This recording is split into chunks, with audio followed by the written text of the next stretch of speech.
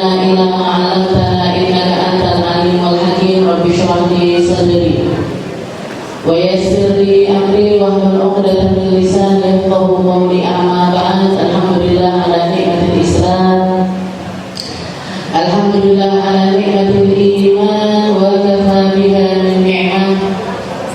Alhamdulillah, segala puji bagi Allah Subhanahu wa Ta'ala yang memberi kita nikmat Islam iman, memberi kita nikmat sehat sempat, memberi kita berbagai macam kenikmatan sehingga sampai detik ini kita selalu dan selalu dimuliakan oleh Allah Subhanahu wa Ta'ala dengan peribadatan kepadanya, dimuliakan oleh Allah Ta'ala dengan mengingat-ingatnya, dimuliakan oleh Allah Ta'ala dengan bersambung kepada syariatnya Nabi kita Nabi Muhammad sallallahu alaihi wasallam, dipertemukan dengan orang-orang baik, dipertemukan dengan para ulama-ulama, dipertemukan dengan para ahli ilmu, dipertemukan dengan orang-orang yang menjadi panglimanya Nabi Muhammad sallallahu alaihi wasallam di dalam berdakwah.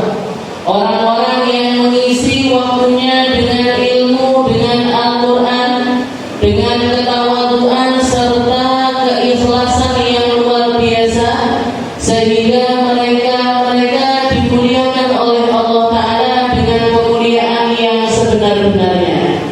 Dan kita dikasih kesempatan sama Allah Ta'ala untuk duduk bersama mengaji, duduk bersama nyambungkan diri, duduk bersama untuk melakukan sesuatu yang kita mampu untuk mengais sisa-sisa warisan yang bertebaran di dalam lisan para ulama untuk menjadi bekal kehidupan kita.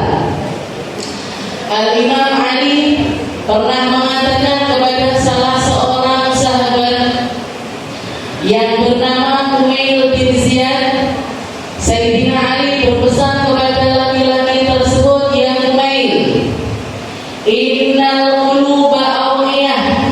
Wahai Umail, sesungguhnya hati manusia ini laksana sebuah wadah. Fa khairaha aw'aha.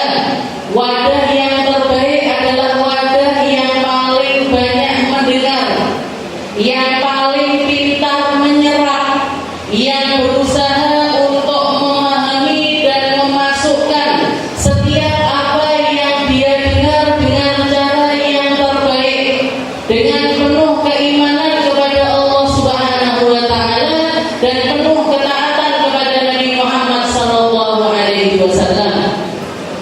Dan setelah itu Imam Ali mengatakan, "Ya Umail, innan nasa thalathan." Wahai Umail, manusia di atas muka bumi ini tergolong menjadi 3 golongan. Golongan pertama dan golongan kedua adalah golongan yang terbaik, yang akan diganjar kebaikan oleh Allah Subhanahu wa Ta'ala. Golongan manusia akan selamat sampai ke surganya Allah Ta'ala. Manusia golongan pertama adalah alimun rabbani, para ulama-ulama yang tersambung jiwa raganya dengan Allah Subhanahu wa Ta'ala. Mereka-mereka pemangku Al-Qur'annya Allah, yang bukan hanya membaca dengan lisan mereka, tapi rasuk sampai ke dalam hati yang paling dalam, sehingga akhlak mereka terjaga, amaliyah mereka terjaga, segala sesuatu yang mereka lakukan penuh dengan perkara-perkara yang diridhoi oleh Allah Subhanahu wa Ta'ala. Kalau kita mampu untuk jadi golongan pertama, jadilah. Kalau merasa sudah telat, sudah saya ngajine wes umur 50, ngajine wes umur 60, arep dadi ulama, wong surat Al-Ghumazah aja wali-wali. Mau jadi alim sulit, diajarin nahwu sorof mumet kalau gobrang bawah. Gimana? Ya sudah, kalau jenengan nggak mampu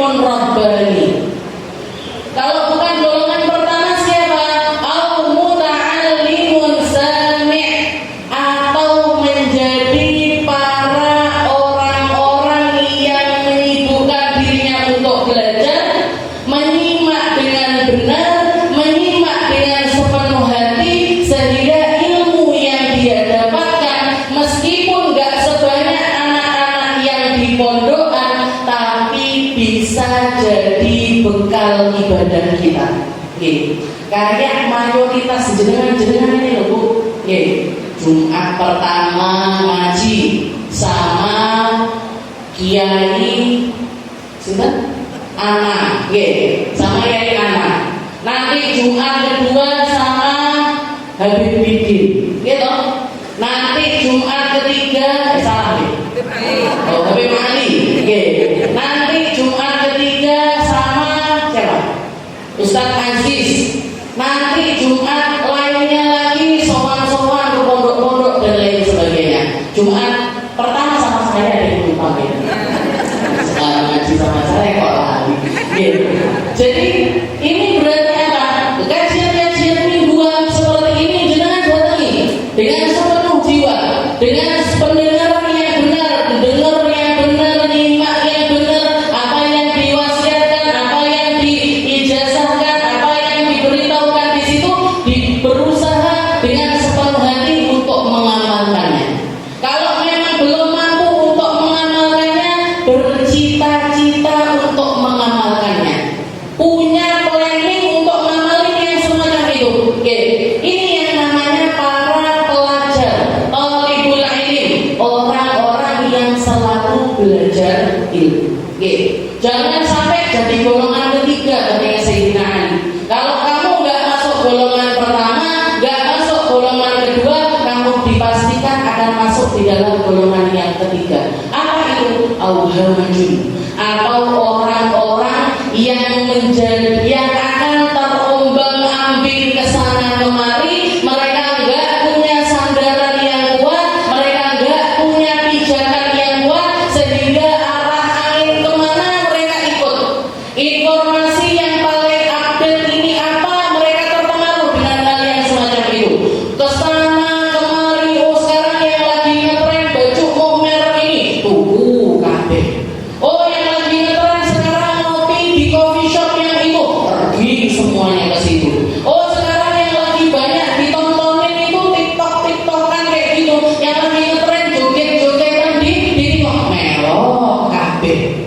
Terombang-ambing hidupnya sehingga mereka habis umurnya di dalam kelalaian, masuk ke akhiratnya Allah Ta'ala nggak bawa apa-apa. Nah itu bilang ini dari entek umure buat dunia, habis umurnya untuk ngomongin orang, habis umurnya untuk gosip sana sini, habis umurnya memenuhi nafsu syahwatnya sendiri, gak sempat ngomong-ngomong Bu. Ketemu ulama ya enggak, ngaji ya enggak, dapat ilmu ya enggak, belajar ya enggak, ibadah ya enggak, ibadah ya sedekah ya enggak, habis umurnya di dalam perkara yang semacam itu. Mereka masuk ke akhiratnya Allah Ta'ala penuh dengan penyesalan yang sangat luar biasa. Dan golongan ketiga ini, golongan yang paling gampang dihasut, yang paling gampang dibeli, yang paling gampang dikasih informasi bohong. Ini yang lagi ngetren benci sama pondok, benci semuanya. Oh yang lagi ngetren komentar jelek di tempatnya ulama-ulama, komentar semuanya dengan komentar-komentar yang kenapa kok seperti itu? Mereka nggak punya pegangan yang kuat, nggak berpegang dengan Al-Quran, nggak berpegang dengan Al-Hadis, nggak berpegang dengan para ulama, nggak punya sandaran di dalam kehidupannya. Alhamdulillah ini. Jadi kita nggak bisa tuh, nggak ngaji itu nggak bisa, nggak belajar itu nggak bisa, nggak masuk di dalam kajian ilmu itu nggak bisa. Kalaupun misalkan kita nggak mampu untuk mendatangi semuanya, jangan tinggalkan semuanya. Kalau nggak mampu datangi semuanya, saya nggak bisa ini kalau datang di anak setiap Jumat saya nggak bisa, maka jangan tinggalkan semuanya. Pas keluar tak tekanin, tiga nggak bisa, yaudah dua aja tak datangi. Oh dua nggak bisa, oh salah satunya jangan pegang. Sebulan sekali ngaji, tapi jangan sampai nggak ngaji, jangan sampai nggak belajar, karena kita akan sangat-sangat menyesal atas hal tersebut. Di dunia sudah penuh dengan penyesalan. Jangan ya orang-orang yang nggak kumpul-kumpul, orang-orang yang nggak punya kumpulan semacam ini, jangan perhatikan kehidupan mereka. Ngapain kira-kira? Ngabisin umur buat apa? Ngabisin uang di mana? Hidupnya ini dihabiskan untuk apa? Didik anak-anak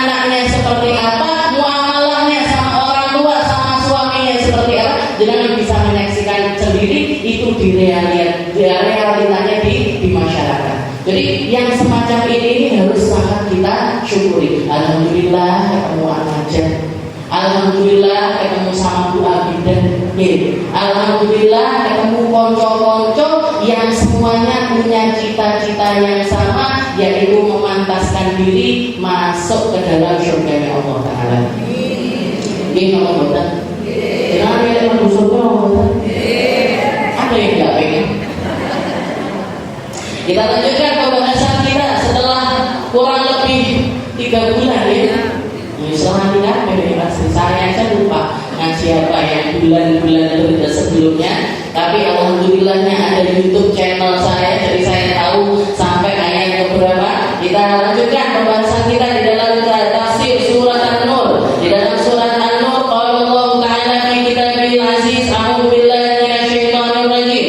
Bismillahirrahmanirrahim. Rijalun la tulhihim tijaratun wa la bai'un 'an dzikrillah wa iqamis shalah wa ita'iz zakah yakhafuna yawman tataqallabu fihi al-qulub wal absar. Allah Subhanahu wa Ta'ala mengatakan memuji satu kelompok manusia, satu kelompok golongan, satu kumpulan jenis seseorang yang mayoritas manusia juga pasti punya profesi yang semacam ini. Mayoritas orang nyari duit untuk bekal hidup di dunia lewat jalan yang semacam ini. Katanya Allah Ta'ala, rijalun la tulhihim tijaratun wa la bai'un 'an dzikrillah. Ada golongan manusia, ada golongan bapak-bapak.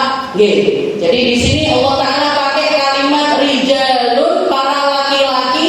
Dikatakan kenapa kok khusus di laki-laki, padahal perempuan juga banyak yang berdagang, padahal perempuan juga banyak yang nyari duit, padahal perempuan juga banyak yang melakukan transaksi jual beli. Tapi kata para ulama, karena para perempuan tidak memiliki khitab untuk sholat Jumat maupun berjamaah.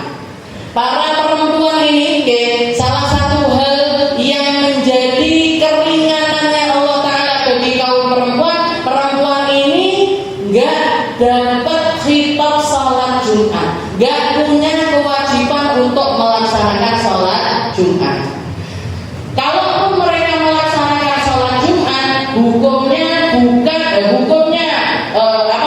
istilahnya boleh dan sah, tapi ketika mereka tidak melaksanakannya tidak mendapatkan dosa, bahkan tidak dianjurkan untuk sholat Jumat. Wala jamaah, begitu juga dengan sholat berjamaah. Perempuan ini gak punya kewajiban untuk sholat berjamaah di masjid. Gak punya kewajiban untuk sholat berjamaah di masjid. Kalaupun jenengan rutin sholat berjamaah ataupun punya amaliyah sholat berjamaah, itu ada kriteria khusus di dalamnya. Harus bisa jaga diri, tempatnya harus aman, tempatnya harus padam, orang yang datang di situ itu banyak, sehingga tidak terjadi fitnah ketika perempuan ini sholat di dalam masjid. Tapi nggak sampai wajib, Bu. Nggak sampai ketika wajib. Kalau para laki-laki itu wajib, namanya fardu kifayah. Jadi orang laki-laki ini dapat kewajiban sholat jamaah, itu hukumnya adalah fardu. Kalau sholat Jumat fardu ain, per orang harus sholat Jumat. Laki-laki per orang harus sholat Jumat. Satu di antara mereka nggak sholat Jumat, dosa mereka. Dan nggak bisa diganti dengan berapa rakaat pun sholat duhur. Mau mereka sholat duhur berapa kali pun untuk mengkodoi sholat Jumat, nggak akan bisa menyamai sholat Jumat tersebut. Tapi kalau untuk sholat berjamaah, hukumnya adalah fardu kifayah. Fardu kifayah ini gimana? Kalau sebagian golongan sudah melaksanakannya, gugur kewajiban bagi yang lainnya. Tapi kok sampai nggak ada sama sekali kelompok yang melaksanakan sholat jamaah di dalam satu kampung, itu nggak ada satupun orang yang melaksanakan sholat berjamaah, maka sakampung kabeh dosa. Sekampung semuanya berdosa. Siapa yang dapat kewajiban fardu kifayah ini tadi? Para bapak-bapak. Kalau ibu-ibu nggak dapat dosa. Rijalun la tulhihim tijaratun wa la bai'un. Katanya Allah Ta'ala, sekelompok manusia,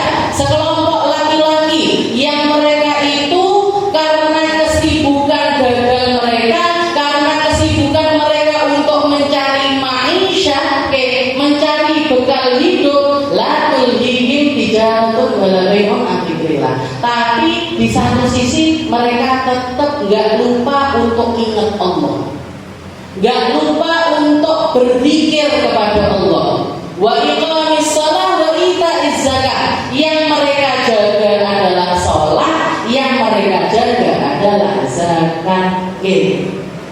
Tiga perkara ini yang dipuji sama Allah Ta'ala dari golongan para tujar, dari golongan orang-orang yang berdagang. Semua dari kita pasti nyari penghasilan, golek duit niku mesti. Bagaimanapun caranya, ada yang jadi bos, ada yang jadi karyawan, ada yang jadi pekerja jasa, ada yang menawarkan dagangannya dan lain sebagainya. Tapi kalau kita mau masuk di dalam golongan yang dipuji sama Allah Ta'ala, gimana caranya? Karena mayoritas semua kita pasti bekerja, dan bekerja itu pasti makan waktu. Orang bekerja itu nggak mungkin nggak habis waktunya di dalam pekerjaan tersebut. Orang buka toko misalkan, saya buka toko mulai jam berapa? Jam 8 pagi sampai jam 9 malam. Toko saya ini buka jam 8 pagi sampai jam 9 malam. Ini kita ini Bu, manusia ini dapat tugas dari Allah Ta'ala. Ketika kita hidup menjadi manusia ini, kita dapat dua beban tugas. Beban tugas yang pertama adalah anakuna khalifatan fil ardh, untuk menjadi khalifahnya Allah Ta'ala di atas muka bumi. Ngisi buminya Allah Ta'ala, jaga buminya Allah Ta'ala, memastikan tidak ada kerusakan di dalamnya, memastikan untuk semuanya ini terjaga dengan baik. Kelihatan ada tempat kosong diisi, kelihatan ada bumi yang rusak dibenahi, kelihatan ada kerusakan di sini diperbaiki. Itu tugasnya manusia. Termasuk tugasnya manusia kita untuk hidup, ya nyari bekal hidup. Maka ketika kita bekerja, ketika kita nyari duit, kita itu sedang menjalankan tugas kita sebagai khalifahnya Allah Ta'ala di atas muka bumi ini. Pernah ada satu orang nanya ke saya, Ustazah, hukumnya ngasih taburan bunga ke atas makom itu hukumnya apa kok Ustazah? Saya bisa baca, ini mesti pernah dengar kelompok-kelompok yang haram, bid'ah, apa nih? Pokoknya dolalah, finar, sesat, di neraka, ini itu dan lain sebagainya. Maka saya jawab ke beliau, sekarang saya nggak pengen panjang-panjang ngomong, saya cuma ngomong sama beliaunya, Bu, kalaupun jenengan nggak percaya bunga-bunga itu bermanfaat untuk yang ada di dalam kubur, percayalah bunga-bunga ini bermanfaat untuk yang hidup. Siapa yang hidup? Bakul kembang. Dengan jenengan beli bunganya dia, jenengan muterkan roda ekonomi untuk ibu itu. Di situ dia dapat untung. Bisa dipakai buat makan, bisa dipakai minum, bisa dipakai nyewa rumah, bisa buat nyekolahkan anaknya, bisa buat nyekolahkan cucunya, bisa ada banyak nyawa yang tersambung dengan satu jenis ekonomi ini tadi. Kalau jenengan nggak percaya ini bunga manfaat untuk yang mati, percayalah bunga ini manfaat untuk yang hidup. Selesai. Saya nggak mau debat-debat masalah bid'ah, bola, fitnah, sampai sing bahas sekolah. Jadi ini dan kita ketika menjadi khalifahnya Allah Ta'ala, ketika kita punya mindset yang semacam itu, kita sedang menjalankan tugas kita sebagai khalifahnya Allah Ta'ala di atas muka bumi. Nukoni bakul-bakul, di sini misalkan habis majelis ada ibu-ibu yang jualan jilbab, jangan beli. Walaupun misalkan nggak butuh banget, lumayan orang ini nanti dapat untung dari penjualan ini tadi. Sesimpel itu aja. Jadi manusia yang hidup membantu kita sebagai khalifah fil ardh. Tugas kita kedua apa? Katanya Allah Ta'ala, wa ma khalaqtul jinna wal insa illa liya'budun. Katanya Allah Ta'ala, saya tidak menciptakan manusia di atas muka bumi ini kecuali untuk beribadah. Berarti apa? Ketika kita menggabungkan tentang dua tugas ini tadi, jadi khalifahnya Allah Ta'ala iya, beribadah kepada Allah Ta'ala juga iya, kita sedang menjadi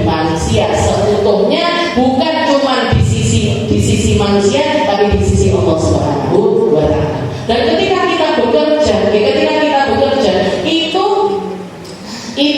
di situ ya, di dalam pekerjaan kita semuanya bisa kita niatkan untuk beribadah kepada Allah. Nabi Muhammad itu umurnya jadi pedagang lebih panjang ketimbang umurnya menjadi rasul, menjadi nabi.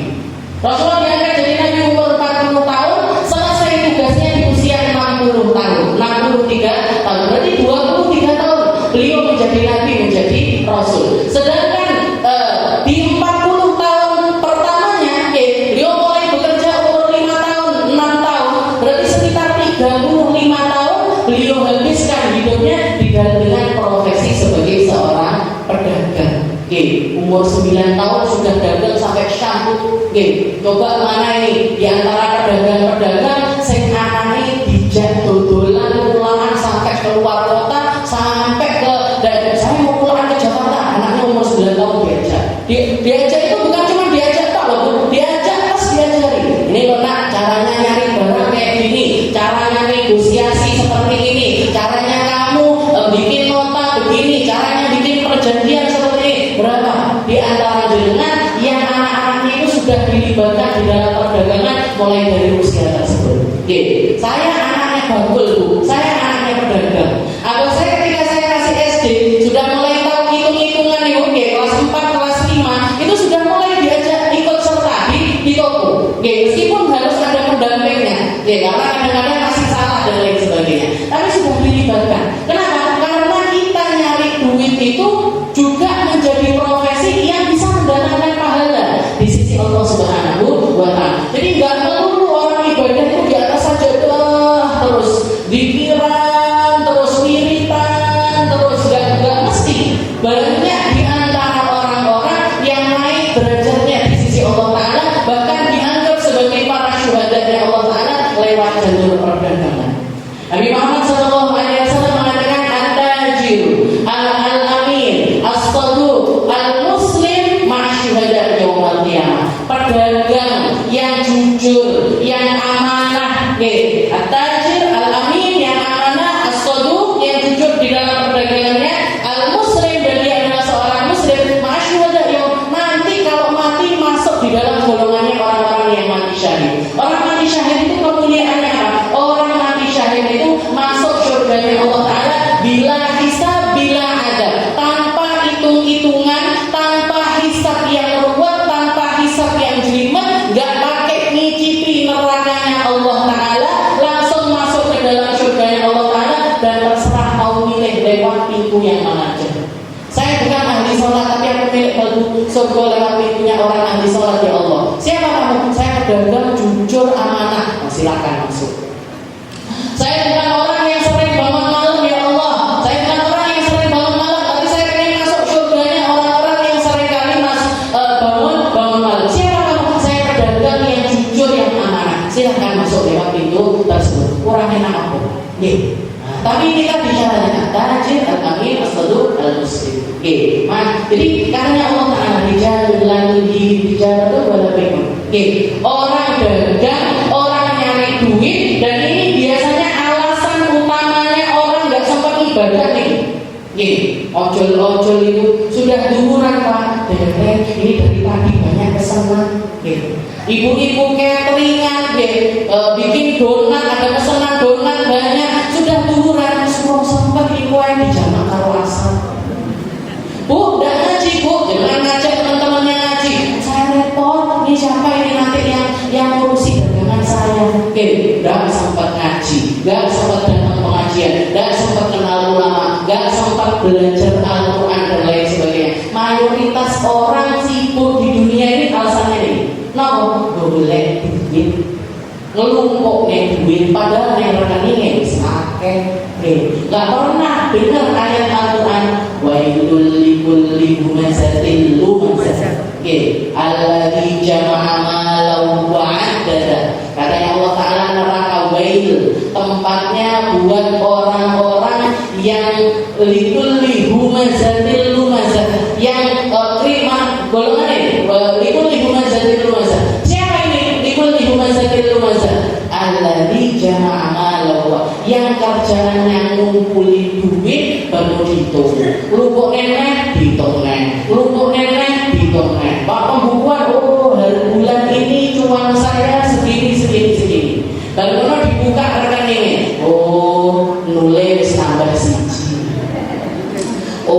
oh nambah loro, oh nambah telu, dikumpul-kumpulin terus. Sudah punya tanah satu, beli tanah yang lain. Sudah punya baju satu, beli baju yang lain. Biasanya bapak-bapak wis duwe bojo siji, golek bojo sitok.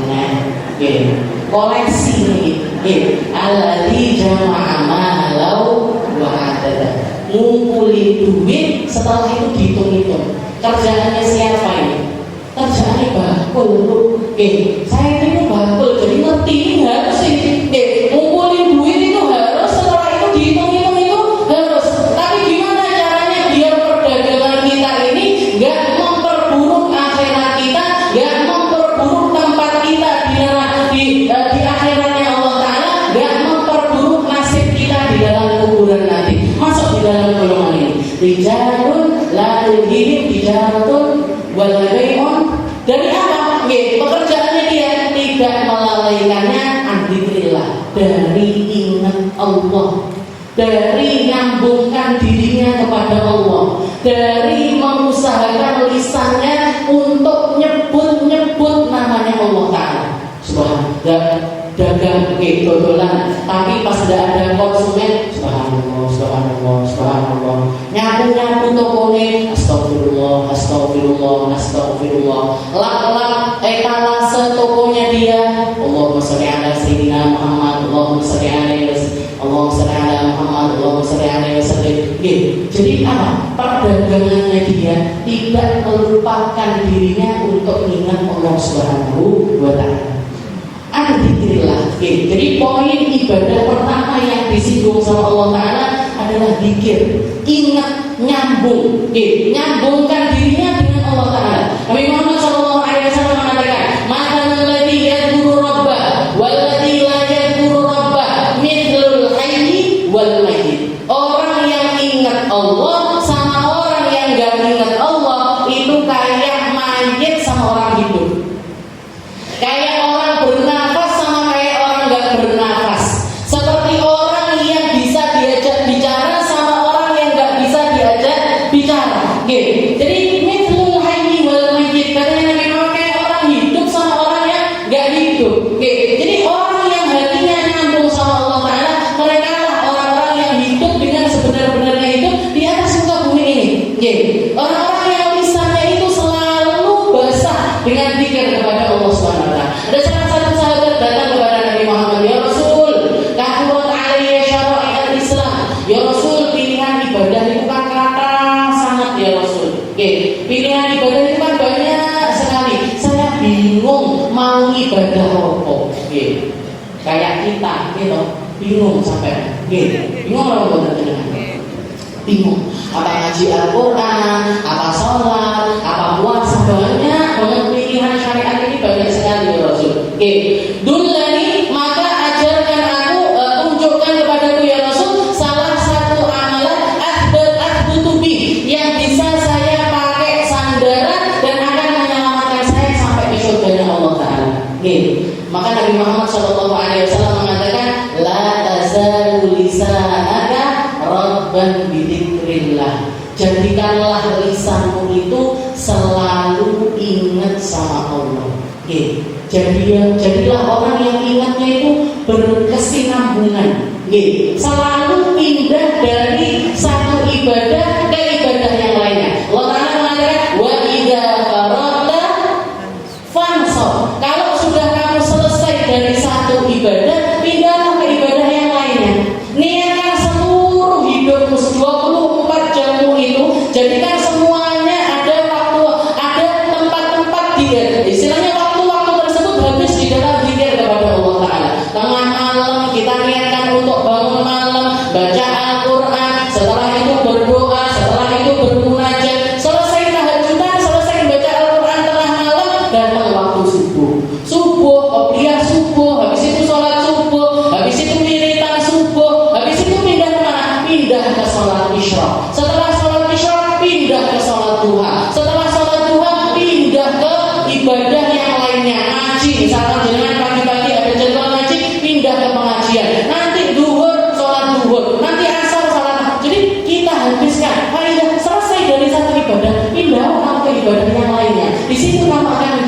paling beruntung di sisi Allah Subhanahu wa taala. Jangan kasih kesempatan tempat-tempat ataupun waktu-waktu kita kosong dari zikir kepada Allah taala.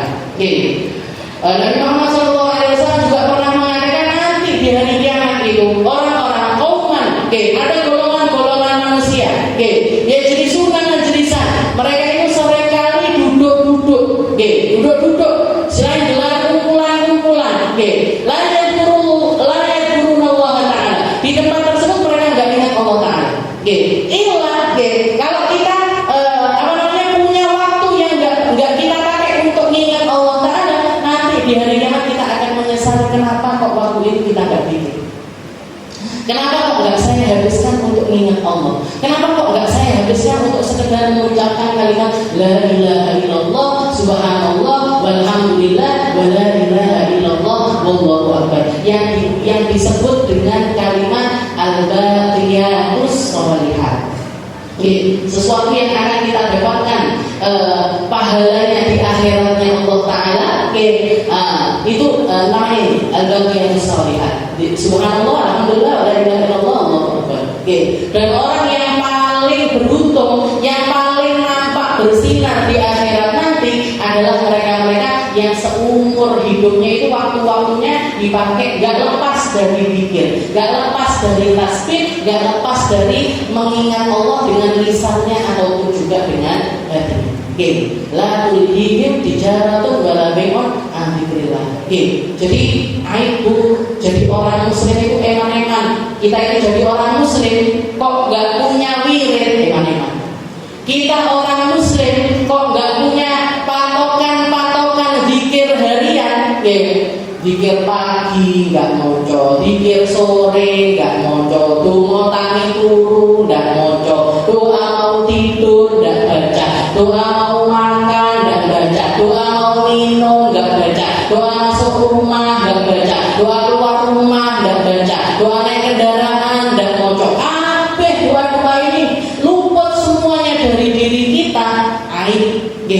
Itu adalah sesuatu yang akan sangat-sangat kita sesali di akhirat nanti. Jadi kalau misalkan saya nggak ngerti saja doa ini macam-macam, doa ini dewe, oh saya ngajinya baru umur 50, harus ngapalnya dongo ya. Saiki apa sesuk lali? Oh ngasih sebenarnya.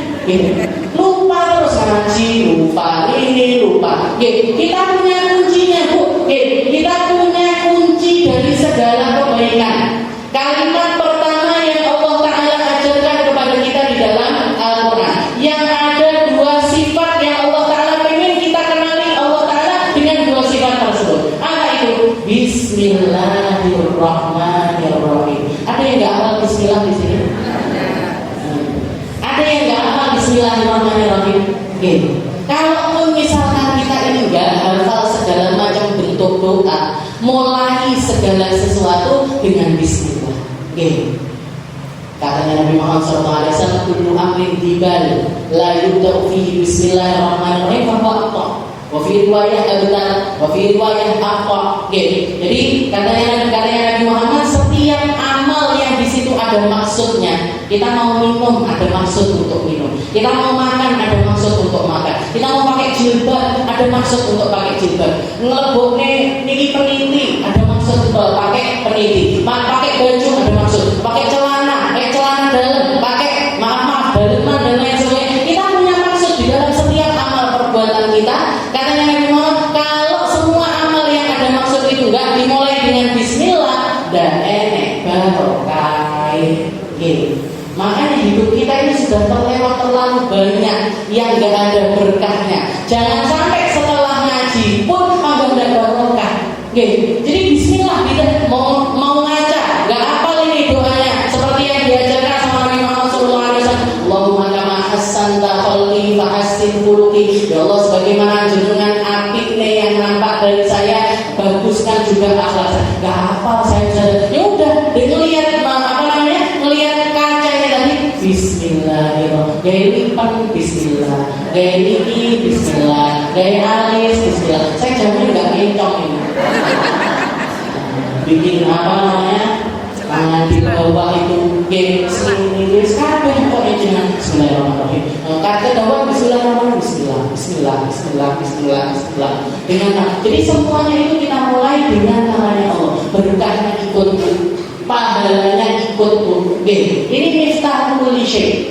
Jadi kuncinya keberkahan dari segala amalan yang kita lakukan. Berkahan dari setiap. Jadi yang andikillah.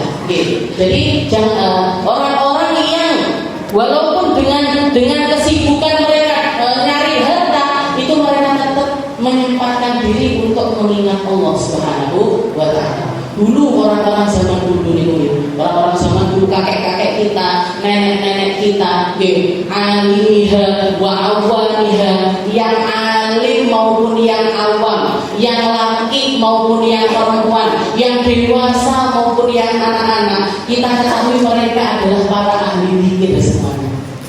Orang-orang dulu itu, ulama-ulama dulu itu, gak gemen-gemen, ngajinya banyak, zikirnya banyak, ibadah majelis sedikit, kumpulan majelis seperti ini gak terlalu ada zaman dulu. Tapi ajaran dari orang-orang tua dulu itu amal maikina, setiap pagi baca ini, setiap sore baca ini, di wirid yang ini jangan lepas wirid ini, jangan lepas. Orang-orang tua-tua kita dulu. Makanya generasi dulu itu meskipun ilmunya nggak banyak, tapi anteng ayem muridnya. Anteng, nggak dengar kita itu berita-berita yang aneh-aneh, pemerkosaan di sana, pencurian di sana, korupsi sampai bermiliar-miliar, bertriliun-triliun. Nah, itu buat apa? Terus jangan kalau sudah punya uang ratusan miliar itu, saya dirasanya nopo asline. Jadi omah kapan nggone, jadi pentol kapan ngentekne, gitu. Jadi koleksi baju kapan makainya, apalagi jadi tusuk gigi sapa wae sing yang mau disalah-salahin pakai uang bertriliun-triliun, kan nggak masuk akal. Jahatnya orang sekarang itu kan nggak masuk akal. Busuknya pemikiran orang sekarang itu kan nggak masuk akal. Apa yang membuat orang-orang dulu terjaga itu apa? Kesalehan hati mereka, zikir yang masuk bukan cuma di lisan saja, tapi masuk sampai ke dalam hati mereka. Jadi orang sekarang ilmunya banyak, pengajian di mana-mana, akan tetapi dikit di antara mereka yang nyambung benar-benar hatinya kepada Allah Subhanahu wa taala. Dijalankan lalu dijalankan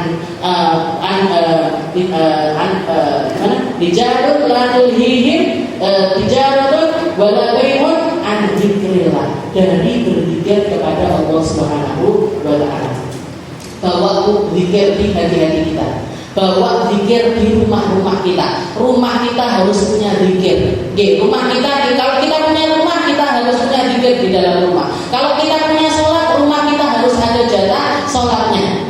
Katanya para ulama, nawwiru qulubakum bi dzikrillah. Nawwiru qulubakum. Kalau kamu pengen hatimu bercahaya, cahaya hatimu dengan mengingat Allah Subhanahu wa taala.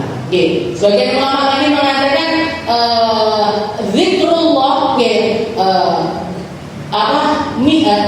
istilahnya zikir itu minumannya hati. Orang kalau nggak banyak berzikir, hatinya kering. Kalau orang sudah hatinya kering, mau dapat nasihat apapun sulit. Dan sumber dari segala kebaikan itu letaknya di dalam hati. Seperti yang dikatakan oleh Nabi Muhammad SAW, inna likulli jasadin mudghah, idza salahat salahat jasadu kullu, wa idza fasadat jasadu kullu. Manusia itu di dalam dirinya ada segumpal darah, ada segumpal daging. Kalau sudah tempat tersebut baik, yang lainnya bakalan ikut baik. Tapi kalau sudah segumpal darah ini tidak baik, semuanya juga ikut nggak baik. Apa itu? Ala wahiyal qalb. Karena Nabi Muhammad itu adalah hati-hati kalian. Sedangkan hati kita ini sebagaimana butuh nutrisi makanan. Nutrisi makanannya apa? Ilmu. Nutrisi makanannya hati itu ilmu. Dia juga butuh minum. Apa minumannya hati? Zikir. Zikir jenengan ketika mengucap la ilaha illallah, ketika mengucap subhanallah, ketika mengucap alhamdulillah, ketika mengucap masya Allah, la haula wala quwata illa billah, Allahu akbar. Di situ hati kita sedang minum.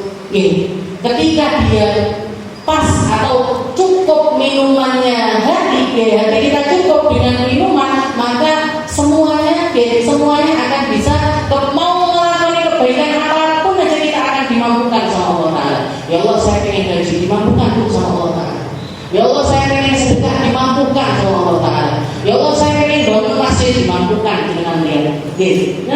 Ada satu ulama di hati rumah sana, sepanjang hidupnya itu naik sepeda ontel. Sepanjang hidupnya naik sepeda gunung itu, sepeda ke mana tempat itu sepeda beliau. Tapi dikatakan seumur hidupnya beliau sudah merenovasi lebih dari 17 masjid. Ontelan sepeda, buat beli motor aja nggak pernah. Nggak kepikiran buat beli motor, tapi beliau memilih untuk kalau punya duit dipakai untuk investasi akhirat dengan cara bangun masjid-masjid ataupun juga merenovasi tempat-tempat di dalam masjid yang rusak-rusak. Jadi ibadah-ibadah yang semacam itu bukan kuat-kuatan dana, bukan kuat-kuatan duit, bukan siapa yang paling berduit, bukan, tapi kuat-kuatan hati, kuat-kuatan iman. Benar ya, orang-orang baik-baik itu orang mereka punya harta banyak kan di antara mereka nggak punya. Nabi Muhammad SAW jangan lihat kehidupannya. Sedekah dengan sedekahnya nggak mungkin bisa orang melampaui sedekahnya Nabi Muhammad SAW. Jangan lihat rumahnya beliau seperti apa. Rumah yang kalau beliau berdiri atapnya nyampe. Rumah yang tempat tidurnya ya di situ, dapurnya ya di situ, punya alat makan pas untuk orang rumah aja, punya alat untuk masak ya cuman sederhana sekali hidupnya. Bahkan dikatakan seumur hidupnya Rasulullah punya gamis, baju panjang itu cuma satu, bukan satu seumur hidupnya enggak, tapi sepanjang hari-harinya beliau nggak pernah punya baju lebih dari satu. Beli gamis baru yang lama disedekahkan. Dapat hadiah gamis dua, dapat hadiah gamis dua, yang satu disedekahkan, yang lama lagi disedekahkan. Dihadiahi orang gamis 10-10-10-nya disedekahkan. Jadi yang gantung di rumahnya beliau itu baju gamis yang cuma satu. Makanya sampai dikatakan ada ulama yang, dan itu bukan cuma Nabi Muhammad SAW, mayoritas sahabatnya Nabi semacam itu. Qaumun idza dakhalul bait, satu kelompok manusia, satu golongan manusia yang ketika mereka masuk ke dalam rumahnya, baju yang dipakai ini dilepas, dicuci, digantung, besok dipakai lagi. Bahkan ada salah seorang sahabat Rasulullah setelah selesai sholat, ada kelihatan sahabat ini, Rasulullah itu kalau biasanya beliau selesai sholat itu melihat ke jamaah yang di sebelah kanan. Ada salah satu sahabat yang setiap kali selesai baru assalamualaikum warahmatullahi launching keluar. Besoknya lagi dilihat sama Nabi kayak gitu. Besoknya lagi dilihat lagi sama Nabi seperti 3 hari berturut-turut dilihat sama Rasulullah. Penggaweannya setelah selesai sholat itu nggak sempat wiritan, nggak sempat ngaji, nggak sempat duduk di depannya Nabi, langsung pulang ke rumah. Dipanggil sama Rasul. Kamu itu apakah buru-buru banget? Kok sampai kayak gitu, itu kenapa? Katanya sahabat tersebut, ya Rasul, innani taubat wahidan. Ya Rasul, saya sama istri saya itu cuma punya baju satu. Kalau saya sholat, istri saya di rumah nggak ada pakaian yang cukup untuk menutup auratnya dia, sehingga saya harus buru-buru pulang, baju saya lepas, saya berikan kepada istri saya, ganti istri saya yang sholat. Buru sholat di awal waktu, biar dia komandan sholat awal waktu, istrinya juga komandan sholat awal waktu, tapi nggak punya cukup baju untuk dipakai barengan. Jangan bayangkan seperti apa kondisinya para sahabatnya Nabi Muhammad SAW. Apa nggak sempat berjuang mereka? Berjuang dengan perjuangan yang sangat besar. Apa nggak sempat sedekah mereka? Sedekah mereka dengan sedekah yang luar biasa banyak. Ini kriterianya sahabat-sahabatnya Nabi Muhammad. Kuncinya di mana? Hati. Kuat-kuatan hati. Sedekah itu kuat-kuatan hati. Jangan lihat kalau pengurus majelis pasti tahu. Belum tentu ibu ini usahanya ini, ibu ini bojone pak ini, ibu ini bojone ibu ini. Ketika ada acara mesti akeh-akeh. Tiba kita belum tentu, belum tentu ternyata yang dianggap ini mesti keluar banyak, ternyata biasa-biasa aja. Yang kelihatannya biasa-biasa justru malah saya titip, menang-menang malah justru nitipnya lebih besar. Itu sudah jadi rahasia umum. Istilahnya itu sesuatu yang masyarakat itu ternyata seperti itu. Belum tentu yang rumahnya besar bisa merawat tamu dengan benar. Dan belum tentu yang rumahnya biasa-biasa saja, nggak bisa merawat tamu dengan benar. Jadi makanya Rasulullah ketika datang pertama kali di negeri Madinah, orang-orang kaya ini rebutan mau geret Rasulullah untuk tinggal di rumah mereka masing-masing. Karena yang tidak ada innaha makmurah, lepaskan dia sudah dapat perintah langsung dari Allah Subhanahu wa taala. Lah jalan ini onta pertama deprok di satu tanah lapang. Rasulullah mengatakan ada di masjid, tempat ini nanti saya akan bangun masjid di sini. Setelah itu berdiri lagi ontanya jalan sampai ke rumahnya Abu Ayyub Al-Ansari. Sahabatnya Nabi yang namanya Abu Ayyub Al-Ansari. Rumah yang sangat sederhana. Bahkan dikatakan di beberapa tempat rumahnya itu bocor. Pernah sampai istrinya beliau Abu Ayyub Al-Ansari, begitu Rasulullah tinggal di rumahnya, Rasulullah tinggal di lantai bawah. Rasulullah tinggal di lantai bawah. Jadi gini, pertama Rasulullah minta untuk tinggal di lantai bawah. Karena katanya Nabi, aku mesti banyak tamu. Kalau saya harus di lantai atas nanti turun-turunnya itu repot. Biarkan saya tinggal di bawah. Maka malam itu dikatakan Abu Ayyub Al-Ansari sama istrinya tidur di lantai 2. Tapi mereka saking tawadhunya, istilahnya saking hormatnya sama guru, saking hormatnya sama Nabi Muhammad SAW, mereka itu selama di lantai atas nggak berani lewat jalan di tengah-tengah itu nggak berani. Jadi melipir yang pinggir. Jadi melipir tembok itu loh. Kenapa? Karena mereka takut kalau mereka tahu jangan-jangan ketika mereka berdiri Rasulullah pas ada di bawahnya mereka jadi suul adab. Jadi nggak punya adab sama gurunya. Sampai dikatakan sehingga mereka malam itu tidur karena punya selimut itu cuma satu dan mereka berusaha untuk tidur di pojokan. Geret-geretan selimut. Geret-geretan selimut, di sampingnya ada botol air kesempar putah. Sehingga nggak berani turun ke bawah untuk mengambil kain lap. Akhirnya selimut itu tadi bukan dipakai selimutan, dipakai buat ngelapi si air yang tumpah ini tadi. Besok paginya saya Abu Ayyub Al-Ansari datang ke Rasul, jenengan saya tinggal di atas ya Rasul. Katanya Rasulullah, kenapa Abu Ayyub? Aku enak tinggal di sini, tamuku banyak. Katanya Abu Ayyub, wallah ya Rasul, demi Allah ya Rasul, kalau jenengan tinggal di bawah, kami berdua nggak bisa hidup ya Rasul. Nggak bisa melaku aja sekedar jalan aja kita nggak bisa ya Rasul. Takut kami ya Rasul. Kita harus jalan melipir di pinggir. Akhirnya setelah dibujuk seperti itu baru Rasulullah tinggal di lantai. Yang dilihat sama Nabi bukan rumah yang paling bagus. Yang dilihat sama Nabi bukan orang yang paling kaya. Tapi yang dilihat sama Nabi adalah orang-orang yang hatinya paling tulus kepada Allah Ta'ala dan disetujui oleh Allah Ta'ala untuk Nabi Muhammad tinggal di tempat tersebut. Dari apa ini Bu kita dapatkan yang semacam itu? Dari pikir. Makanya jangan lepaskan pikir. Jangan di rumah itu harus punya pikirnya sendiri. Rumah itu harus punya pikirnya sendiri. Ajak anak-anaknya jangan, ayo rutinan yasinan. Setiap pagi yasinan atau setiap maghrib yasinan. Pokoknya harus ada pikir yang dibaca di rumah tersebut. Jangan sampai kosong dari orang sholat, jangan sampai kosong dari orang berzikir kepada Allah. Dzikrillah wa iqamis shalah wa ita'iz zakat. Dan mereka senantiasa jadi perhatian utamanya mereka di dalam sholat, perhatian harta mereka ada di dalam zakat. Alasannya apa? Yakhafuna yawman tataqallabu fihi al-qulub wal absar. Karena saking takutnya dengan hari di mana mata manusia itu terbolak-balik ke sana kemari.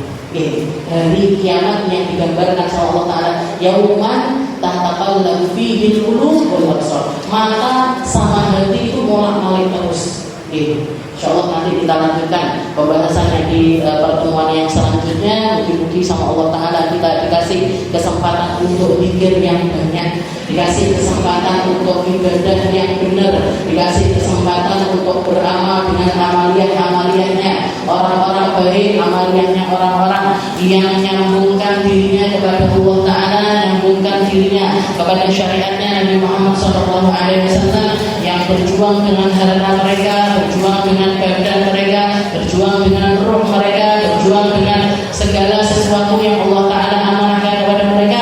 Allah Ta'ala kasih jatah kita dari kebaikan-kebaikan tersebut. Allah Ta'ala kasih kita kesempatan untuk memperbaiki diri. Allah Ta'ala kasih kita kesempatan untuk menjadi hamba-hamba Allah Ta'ala yang jalan di atas muka bumi ini dengan lisan penuh zikir, dengan hati penuh kekhusyuan, dengan pikiran-pikiran yang menyampaikan mereka untuk melakukan berbagai macam amal kebaikan. Dan semoga kita, orang tua kita, anak cucu kita, semua orang yang kita sayangi dijaga oleh Allah Ta'ala dari setiap keburukan, baik itu keburukan zahir ataupun keburukan batin. Jadikan kita semua, orang-orang yang kita sayangi, dijadikan hamba-hamba Allah Ta'ala yang bertakwa, menjadi penerus syiarnya Nabi Muhammad SAW, dan ditutup kehidupan kita dalam keadaan husnul khatimah. Ala hadhihi niyyah wa ala kulli niyatin salihah wa ila hadratin Nabi Muhammad SAW.